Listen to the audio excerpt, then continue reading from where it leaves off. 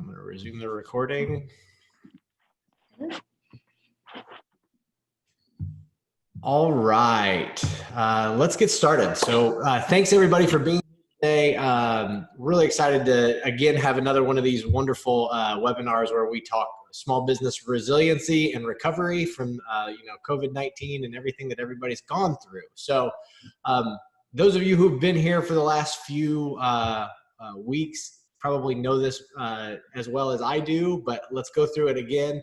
Again, today's topic is going to be managing remote employees, and I'll introduce Lauren here in 1 second and let her talk because she's the expert and I'm not. So we'll make sure that we get to that. But first, I wanted to give a quick reminder again of who I am and why we're hosting this. So I work for a company called Generator, and Lauren actually works for Generator as well. So we're both working for the same company, but we have been in Indianapolis since early 2018, working with high growth venture backable startups. And what we realized through COVID-19 was that there was a gap in which we could support small businesses outside of that high growth venture backable company. And so we have partnered with the ISBDC to run this series of webinars through March of 2021, in which we dive into topics that can help all small business, whether or not you're venture backable and high growth, or whether or not you are a restaurant or a Main Street business. We're here to help kind of talk through some best practices, share things that we've learned, bring in expert speakers from both internally within Generator and externally to chat with you. So that's what we're doing. We'll be here every Friday at noon through March of 2021. It's always open to the public. Please invite people to come out. We also capture these via recording, so we'll be able to watch them after the fact. But I would always encourage anybody that can be here to attend live, because we have the ability to do questions and answers and everything live as we go. So with that being said, I'd like to introduce Lauren Usher. She's one of our managing directors at Generator, and she is a pro at handling remote teammates. And so I'm going to stop my share and stop talking and turn it over to Lauren. Thanks, Jeff. And then I will get mine shared here and make it full screen. I think that's the best way to do it. Is that true? Let's do this. Okay, looks like I have to do both. All right, I got it. So thank you for the introduction. As Jeff said, I am here at Generator and happy to talk to you all today about remote employee management. I'll give you a little additional overview to what Jeff gave about our company, and then talk a little bit about my experiences with remote management and go through a few different categories of considerations that I think are really important for people to make. I think we'll have plenty of time for Q&A at the end, but there will also be points along the way where I have some moments to reflect or to answer some of the questions. So again, just to introduce myself and where I'm coming from, my name is Lauren Usher, and I am, as Jeff said, a managing director of some of our programs here at Generator. And so our mission at Generator is to be the best partner for a community to invest in its best and brightest. And the way that we carry that out is through a series of programs that we run. And they really connect a lot of different types of people. So we work with a lot of startup founders and other types of entrepreneurs. We also work with artists and musicians, and we connect all of these different individuals to investors, university researchers, and corporations in our network. So you can really see there's a wide range of people that we work with and a range of different types of programs that we run, all the way from our pre-accelerators and accelerators to our corporate membership programs and our cultural programs. And there's also a couple things that aren't listed here yet because we've added things on over the summer. So what I think is important to note in a webinar like this, where we're talking about remote management, is that we are scattered all around at Generator. So this is just a sampling of some of the markets that we work in. I'm actually coming to you from Madison, Wisconsin today. Of course, we have programming in Indiana, but we're also in several markets across the US and in Toronto. So we've been doing a bit of remote management for a while, And then now with the pandemic, we have transitioned all of those programs that you saw on the last slide and all of these markets that you see here to be virtual.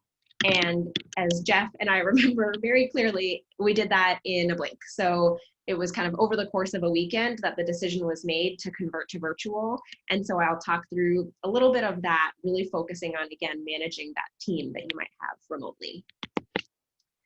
So to give you some background on me, I am a manager here at Generator who manages 6 remote employees right now. We have a few other managers who manage between 6 to 11 remote employees. So number is one of the things to think about.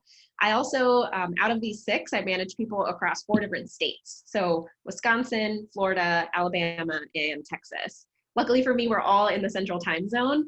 That is an extra challenge that gets added when you have remote employees, is trying to make sure that you're considerate of the time, and making sure that everybody is on the same page as far as time zone goes.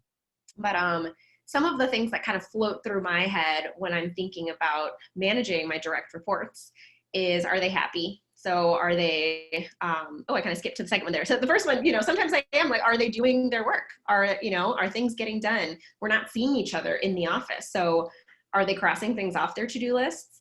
And then the second one is, are they happy? Are they, how are they feeling mental health wise? How are they feeling about the work they're doing? And then lastly, how do they feel about me? Like, where are they with their satisfaction of the way that I'm managing them and the support that they're getting in their job?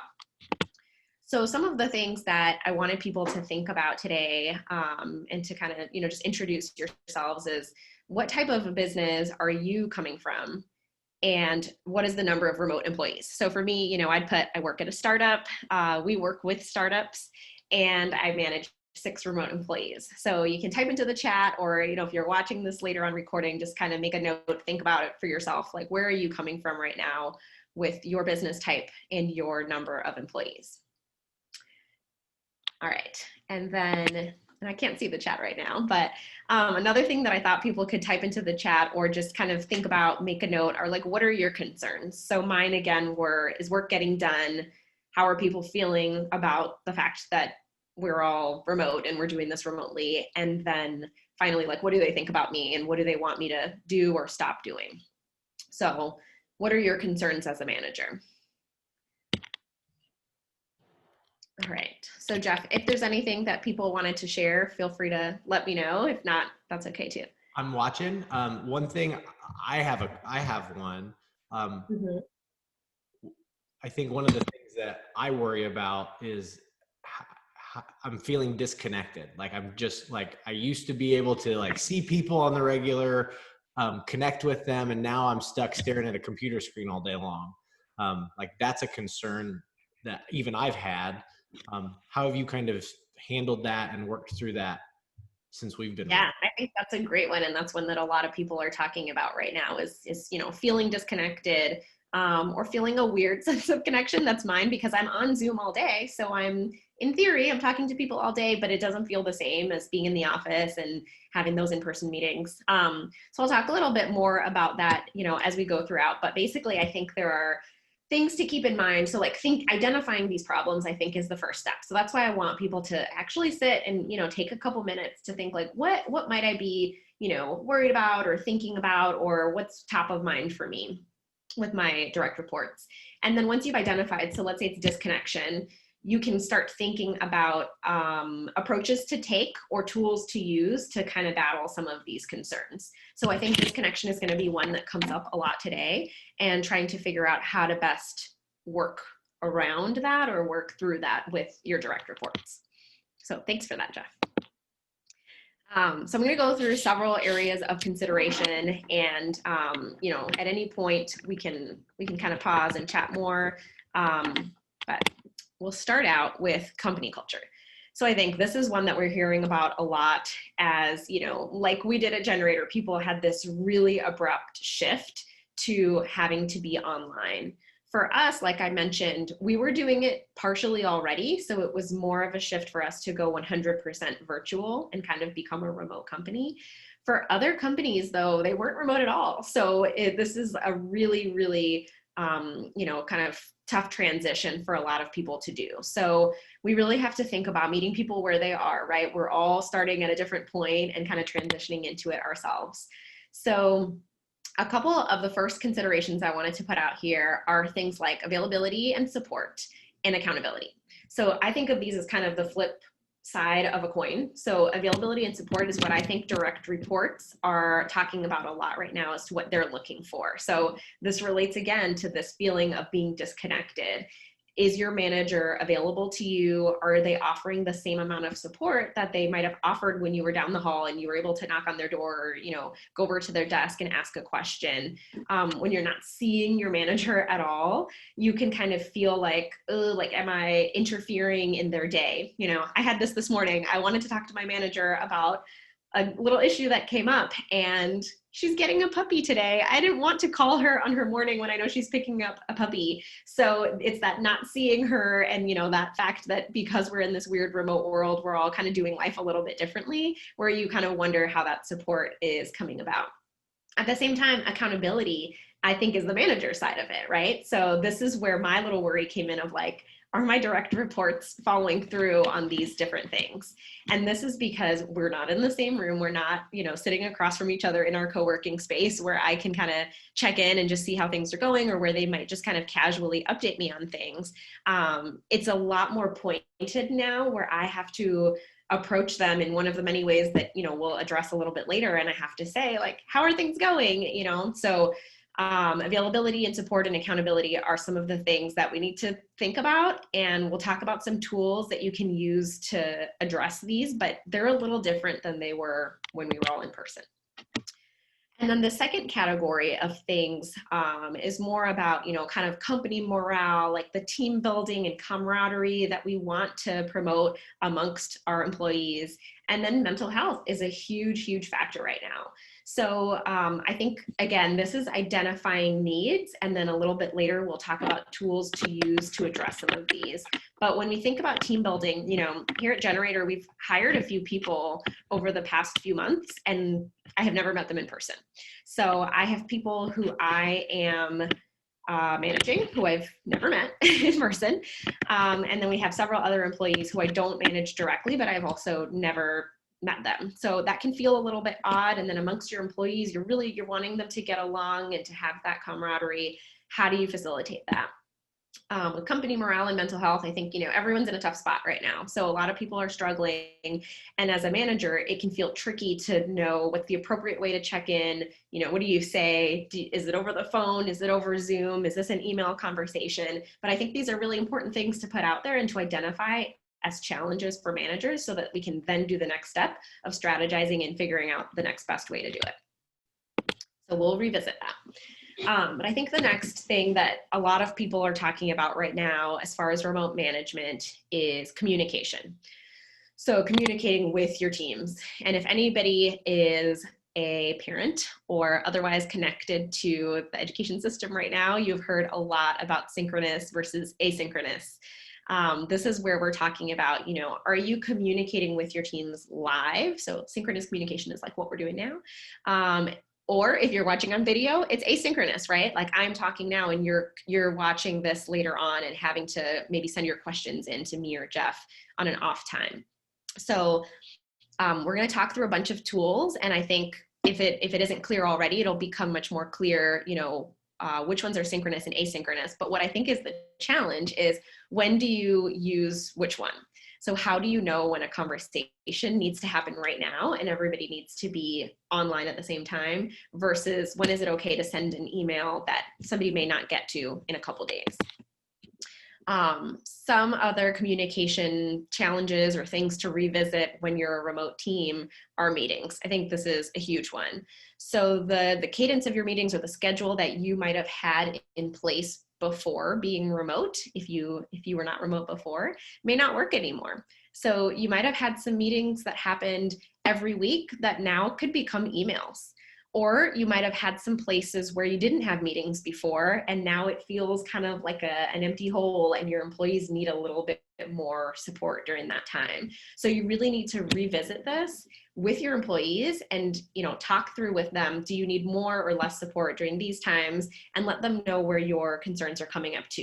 I'm feeling a little bit left out of the communication on this project, so I'd like to set up a meeting to talk about that. Maybe they'll communicate that, a regular meeting that you had is feeling a little unnecessary right now. So you can work that out together. I think daily check-ins and stand-ups are another thing that you might want to consider implementing, maybe for a short period of time for certain projects. So what I mean when I say a daily check-in or a stand-up meeting is like every day at 9, we meet for 15 minutes and we all say what we're working on with relation to this project. So when we would do this at Generator is when we have a very specific project we're working on that has quick turnaround time. We need to get this done in the next 2 weeks, and it's going to launch in 2 weeks. We're going to meet every day for 15 minutes or 10 minutes. It's a very brief check-in where I say, yes, I sent those emails yesterday. Today, I'm creating the spreadsheet to send the next set. Somebody else says, I created the social media assets. Somebody else says, I had a meeting with a few of our clients, and we all say, great. We know where we are, we move along. We're able to talk about any barriers that are kind of keeping us from hitting our goals, and then we make sure that we're making progress. I wouldn't do this daily check-in or stand-up in perpetuity. I think that can kind of feel draining for employees, but for some people, they may really benefit from having a check-in with you to just say, like, this is my priority for today. Does it seem right? Is there anything else you want me to add in? Kind of going along with that, and one that I kind of forgot to mention in the first bullet is, one-on-one meetings with your direct reports. If you weren't already doing that before, I think that, one-on-one meetings are something really, really important to have in place with direct reports, whether you're in person or virtual or a hybrid. It makes sure that you and your direct report are on the same page. It should be a safe space where you're able to communicate about anything that's keeping you from accomplishing your goals.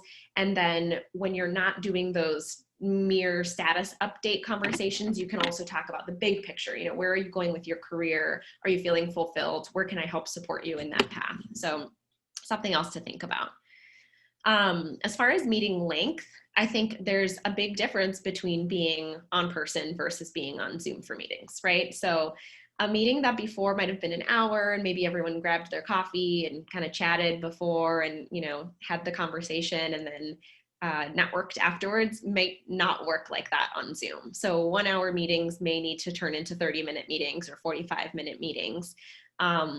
It seems, there is a kind of theory out there that whatever time you set for meetings will be taken up. So if you set an hour for a meeting, you will take up that full hour, even if it could have been done in 30 minutes. So you can't just go into the meeting thinking like, we'll figure out how long it needs to be. You need to be conscious of it.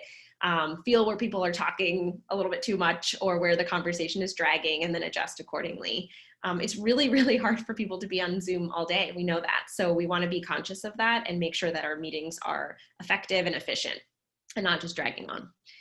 One of the ways to keep your meeting at a reasonable length is to have an agenda ahead of time. This is, again, something that is great for in-person too, but I think is really being highlighted as we're online. Docket is a free tool that you can use online that connects your meeting agenda to your calendar or your video chat software. So it helps you to kind of keep everything together. But even if you use a Word document or something like that to keep a shared agenda, I think that's a great way to make sure that everyone's able to contribute and people are able to see the agenda beforehand, which allows for people to process and be able to contribute better during the meeting. And the last point that I wanted to make here for meetings before transitioning to the next is not to require video. So I know for some people this might feel challenging because I agree, right now it feels funny to be talking kind of to myself and not seeing other people's faces. But there are so many issues with requiring video, including issues of privacy and equity, that really best practice right now is to say, we encourage everyone to turn on their cameras if you're in a meeting where that's enabled. We really would love to see your faces. We would love for you to see each other. Don't feel like you can't eat, go ahead and have a snack. Or like if a child or a pet comes into the camera, like it's totally fine. You know, we're understanding about that, but it's not required. And I think you'll really get the best response from your employees that way, so that they don't feel pressured to reveal anything that they don't want to. You know, they're at home if you're doing these remote meetings often. And so they may not want to, you know, display something that to them is still private. Okay, so before moving on to tools, are there any questions or anything in the chat? I see a little notification, Jeff, so I'm not sure if that's just me, okay. Lauren. Okay. All right, so we'll move right on into tools. So there's a lot here, but I don't mean for this to be overwhelming. This is not like you should implement every single tool on this slide. This is, you can take this and consider it and maybe come back to it later, and just kind of think about what works best for you. So the first set that I put up is kind of our standard, right? Sometimes we kind of forget, we get kind of fancy and we're like, oh, we have to do all these complicated things, but there's still email, text, and phone call. So maybe you were using these before, you know, we all kind of transitioned to online, but these are some ways that we often communicate with our employees. And what I would say for right now is, this is when Jeff and I kind of chatted about, you know, when employers require their employees to use their own personal phones for texting or for phone calls, you do want to consider reimbursing, because not everyone has, you know, unlimited minutes or you know, text messages. So that's something to definitely think about, that you're not encouraging people to utilize their own phone plans for work purposes. You know, I think in the past people had kind of a work phone that they were using, but often now we're using the same one. I know at Generator, we use our own phones and then we get reimbursed for our plan. Here's where we can think about that synchronous versus asynchronous, right? So if I'm contacting my direct reports, I know that all of these are options for me, but when might I use them? At Generator, what we do is we email people who are external to the company. So if I'm emailing somebody from the ISBDC, or if I'm emailing an investor in our network, I go ahead and I send an email. I might copy Jeff or whoever else from Generator is relevant. And I know that's asynchronous, right? They're not necessarily sitting in front of their email waiting for my message, but I might send it today. They might not read it until Monday. Maybe they had a busy Friday, and then maybe they respond on Tuesday. So that's for things that can kind of maybe take a little while. I always ping people after 7 days. So if I emailed someone today and they didn't respond, I would ping them again next Friday and say, hey, just checking back in. Of course, text and phone call are for things that are a lot more immediate, right? So we need an answer right now. At Generator, we use text only for emergencies. So we are not typically texting each other throughout the day. And that's because we know that that can become pretty invasive, having your phone kind of pinging all the time. And it's, although you can put your phone on silent, you know, some people with family responsibilities and things, you kind of need your phone to be going off, and we don't want to be confusing work and personal like that. Phone call, you know, again, is for, I consider for things that are more important than a text, maybe less important than a video call. So the main thing that you'll see I have on a future slide is set expectations. You know, at Generator, when we are onboarded to the company, we get the expectations that email is for external use, texting is for emergencies, and phone call is always available to us. So they've kind of laid out for us what's okay and what's not okay, and then we're able to follow those practices. Of course, super popular right now, everybody's talking about using, you know, using Zoom all the time, or these other video call platforms, WebEx, GoToMeeting, Google Meets. There's a lot of different ones. We're trying out some new ones at Generator, and we're on Zoom right now. So of course, you know, this is a great way to, I think what we're trying to do is we're trying to simulate being in person. So it's as close as we can get to being in person. What we chose to do again at Generator is to take all of our meetings and events that would have been face-to-face in person and transition them to Zoom. So for this, you know, there would have been a person standing in the room, maybe giving a webinar or giving a seminar at the ISBDC. We do that. When we have meetings that would have been our Madison team meeting around the conference room, we do a video call. If before the pandemic, we would have done a phone call, then we just do a phone call now. So we've tried to kind of keep them parallel, if that makes sense. But this is another place where if this is not the way that things were at your workplace before, you might have to set some new expectations for people and say, for these certain meetings or events, we'll do it with video. And then the last three categories, you know, I think these may be more or less helpful to people depending on what kind of business you're coming from. So for us at Generator, you might have noticed when I said we use email only externally, that's because we use Slack internally. And Slack is an instant messaging platform. So if you're familiar with, AOL, what instant messenger, it's kind of like that. We're like chatting with each other. And this is our primary method of communicating with each other at Generator. So Jeff Slacked me this morning to say, hey, I'm on the webinar, you're welcome to join.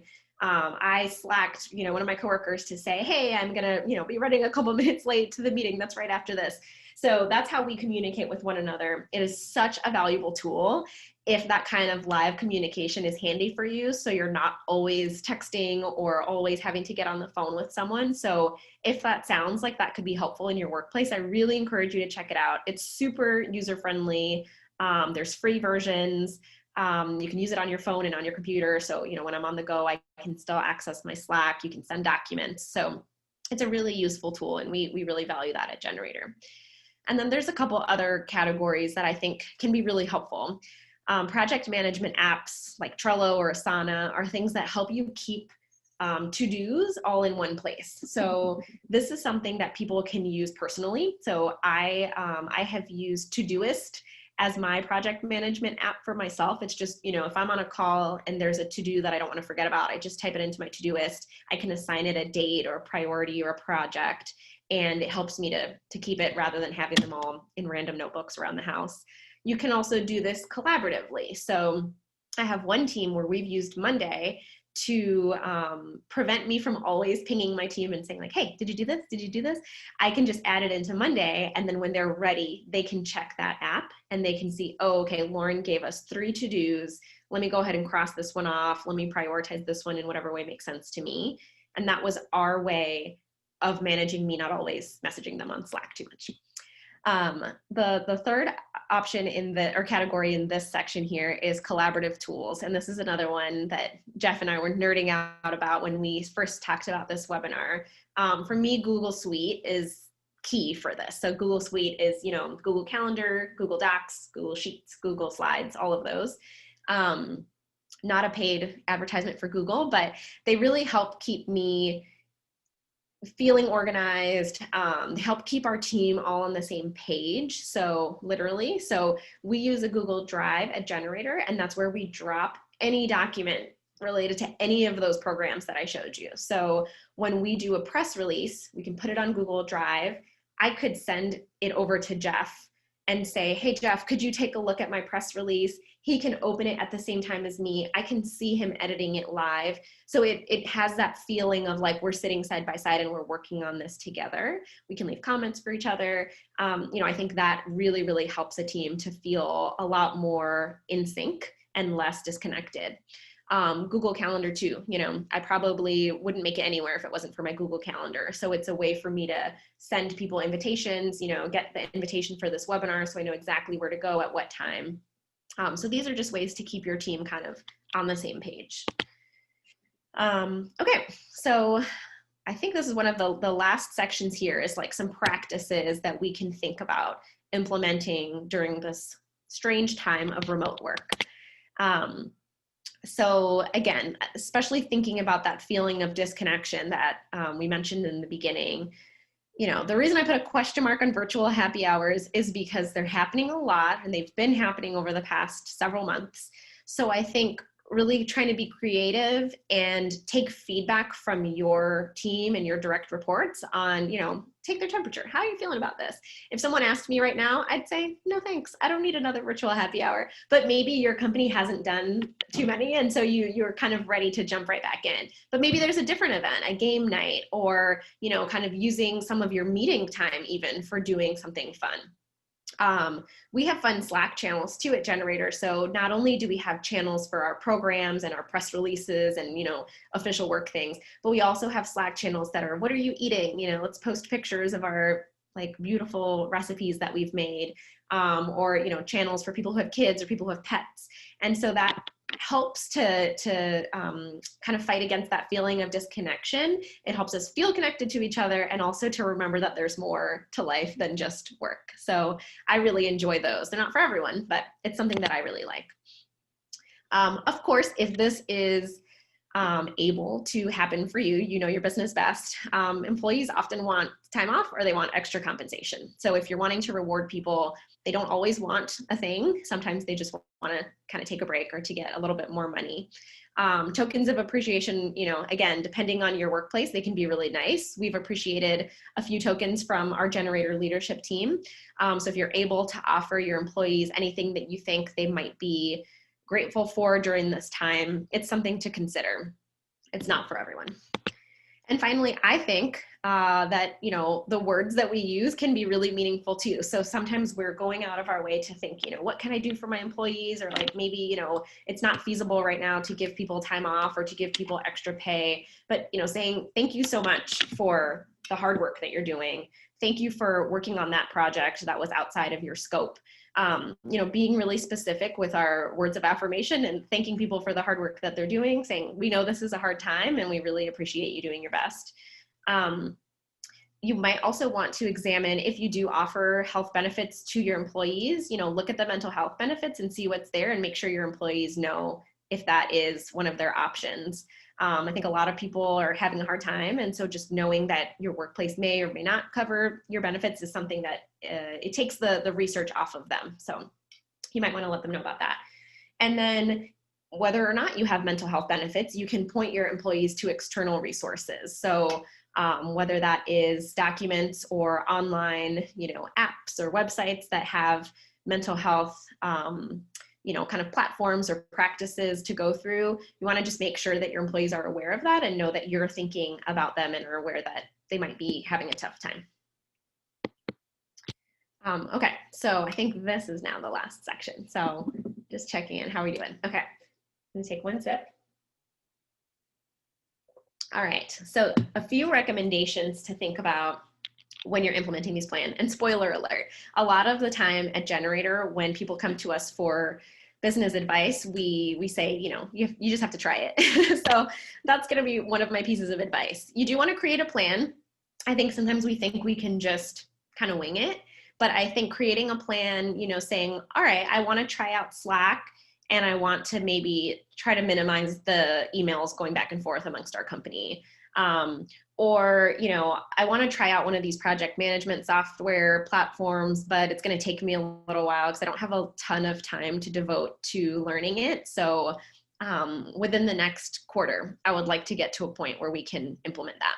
You know, create your plan and try it out with your direct reports, and let them know, you know, we're trying things. We're going to see what works. We're going to iterate. So there may be some changes in the next few months, but we're really doing this to try to support you best and to try to figure out the best way for us to all feel on the same page.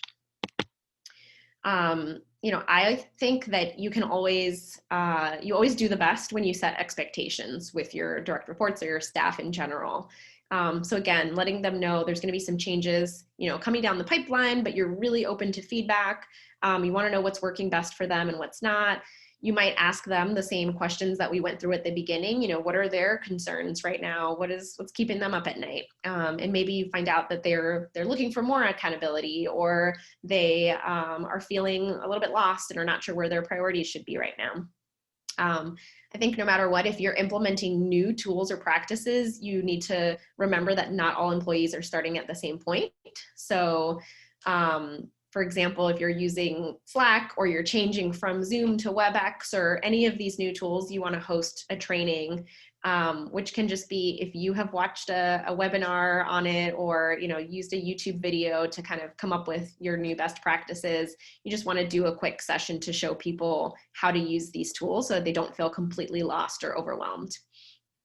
And I think a best practice right now is to focus on outcomes, not activities. So what I mean by this is, you know, it can be really tempting as a manager of a remote team to rely on things like, is their icon active on Slack? Like, are they online right now? If I called them and they didn't answer, like, you know, maybe they're not doing their work.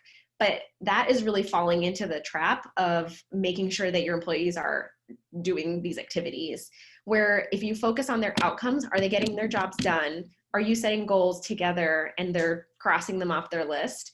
I think if you go that way, you're going to have a lot more success with the work that you're doing, and your employees are going to feel a lot more appreciated and less micromanaged. So this one's hard, but focus on outcomes and not activities. And finally, remind your staff to maintain a schedule if at all possible. You might want to talk through with them. I know I've done this with my manager, talking through like, what does your schedule look like? What's feeling like too much right now? I have times where I feel kind of like I'm floating around and I'm not sure what should be at the top of my to-do list. And so we can check in about that. Meet your employees where they are, because a lot of people are having a hard time right now. So I think it's important to let them know, as a manager, I feel the same way. I'm going through a lot of the same struggles, but I also don't necessarily know exactly what you're going through. So, it's about finding that right balance with your direct reports where they feel comfortable talking to you, but not pressured into saying anything they don't want to say. But I think it's totally fine for people to let you know they're having a hard day or week or year, as we all are, and just let them know that you'll be there to support them wherever they are. So with that, Jeff, I will see if there's any questions in the chat, but that's what I had for today. No questions in the chat, but I've got another one, Lauren. Okay, So I'm trying it. a lot of our companies that are part of these webinar series, they're very much like the startups that we typically work with. Not a whole lot of capital, not a whole lot of extra money. And some of this stuff like the phone bills or the, time off or things like that costs a lot. Do you find that, like, let's take the phone bill, for example, like, do you have to pay for the whole thing if you're going to ask them to use their phone? Or is it like, do you find that even just small incremental, like, hey, we know we're asking this of you, like, are you finding that makes a big difference with teammates? Yeah, I think that's a great point. I mean, there's a whole range, right? We're buying you a new phone down to like, you just have to use it, and that's just how it is, right? I think, again, like the point of setting expectations to me is huge. And I always feel like when employers or bosses come and say, hey, we're acknowledging this is the scenario, this is the situation, this is our approach, what are your questions or thoughts? Like, to me, that works really, really well. So I think if you're going to your employees and you're saying, hey, we know we were asked, like, the situation is we need you to use your phone for XYZ, or you'll be calling people. Here are some suggestions, right? Like, if you don't have money to pay for someone's phone bill at all, Slack has phone calls, WhatsApp does Wi-Fi phone calls.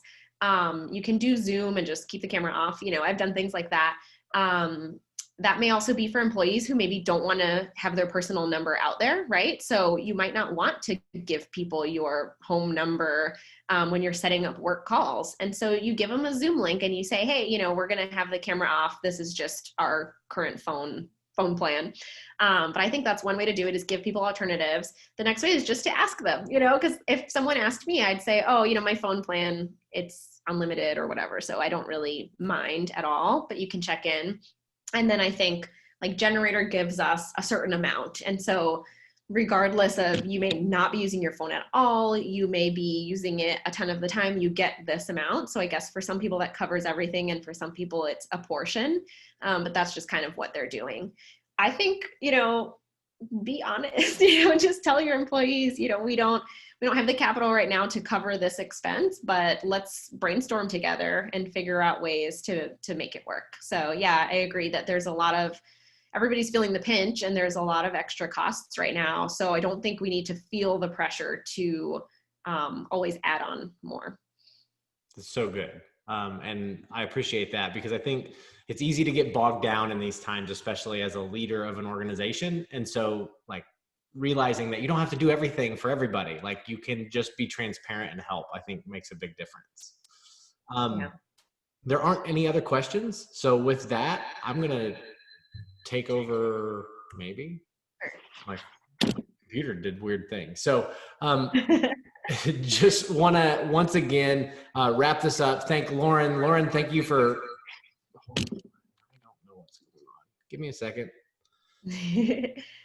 Technical difficulties. I do know what's going on now. Okay. There we go. So Lauren, thank you for taking the time to be with us today. I think this was really valuable. It's really helpful to understand kind of from a leadership point of view, how are you making sure your teammates are taken care of when they're remote? We've had COVID happen now, so it's not out of the realm of possibilities, knock on wood, that it happens again, or we end up transitioning back to more work from home type stuff. So it's valuable to just kind of see how you guys manage it as leaders of our organization. Also, for everybody that's watching this, remember that we have fantastic resources through the Indiana Small Business Development Center. You can learn more. You can find your ISBDC local rep. You can dive into all the resources that are out there, from hiring to finding loans to all of those things. You can find at stayinbiz.org, which is the ISBDC's local business support center. And we hope you all will join us again next week as we dive into 401k and benefit planning with Matt Colling from Raymond James. So with that, we'll let everybody have some time back and head to lunch. And Lauren, thank you again for being here today. And we'll see you all next week. Thanks, Jeff.